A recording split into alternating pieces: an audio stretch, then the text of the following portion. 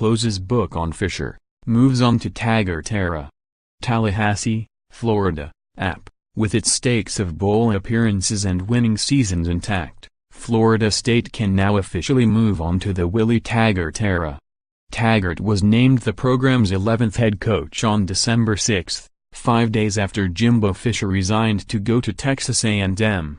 Taggart observed practices leading up to the Seminoles' preparations for the Independence Bowl and was on the sidelines for Wednesday's 42-13 victory over Southern Mississippi. With Florida State closing the books on a disappointing 7-6 season, it's now Taggart's program. I can't wait to really put my stamp on it and get rolling. But more importantly, I can't wait to continue to get to know these guys, Taggart said last week. Once we get to know each other and the talent, the things they can do on the football field will take care of itself. Taggart has provided a couple clues on how different things will be under his watch during some of the bowl practices. Coaches screaming at players were replaced by music, which gave practices more of a relaxed feel. He also has been more accommodating than Fisher on uniform combinations.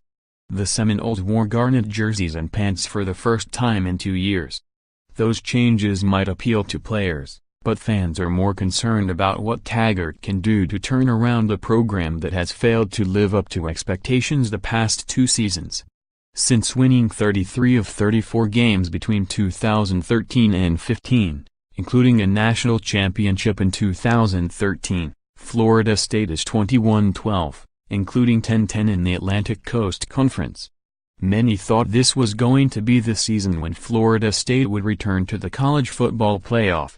It was ranked 3rd in the Associated Press preseason poll but lost quarterback Deondre Francois in the opener against Alabama, did not play for close to 3 weeks due to Hurricane Irma, and was 3-6 at one point before winning out.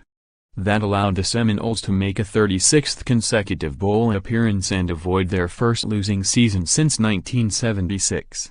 This season marked the first time since 2011 FSU did not win 10 or more games or qualified for one of the New Year's Six bowl games. Defensive line coach Odell Haggins, who served as the interim coach for the final 2 games, said he hopes the team benefits from the adversity it experienced this season. To see these men grow and have life lessons, that's what this game should be about, said Haggins, who will be a part of Taggart's staff. I know everyone's saying wins and losses, but when it's all said and done, the life lessons are going to make everything better. The biggest question leading up to next season's opener against Virginia Tech will be about the quarterback position.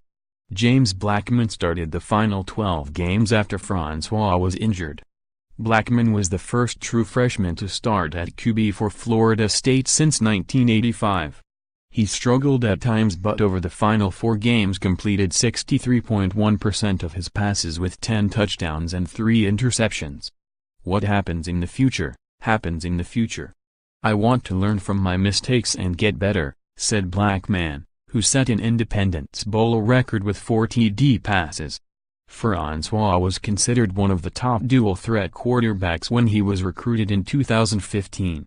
He might be able to take part in some of the spring practices, but Taggart has talked to the sophomore about not rushing back too quickly. The rest of the offense will return most of the skill position players and only has 1 departure on the offensive line. Running back Cam Akers set a program record for most rushing yards by a freshman, 1,024, and had 5 touchdowns in the final 4 games. Tight end Ryan Izzo, running back Jock Patrick and wide receiver Auden Tate are weighing their NFL draft options. The biggest concerns will be on defense as 8 starters are either graduating or leaving early for the draft.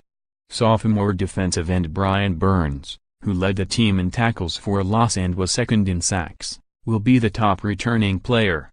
Safety Derwin James and defensive end Josh Sweat have already declared for the draft and did not play in the bowl game. Cornerback Tarvaris McFadden is likely to also declare. Haggins could be the only member of Fisher's staff to be retained. Taggart still has to name 6 of his 10 full-time assistants, including defensive coordinator. _App Sports writer David Brandt contributed to this story.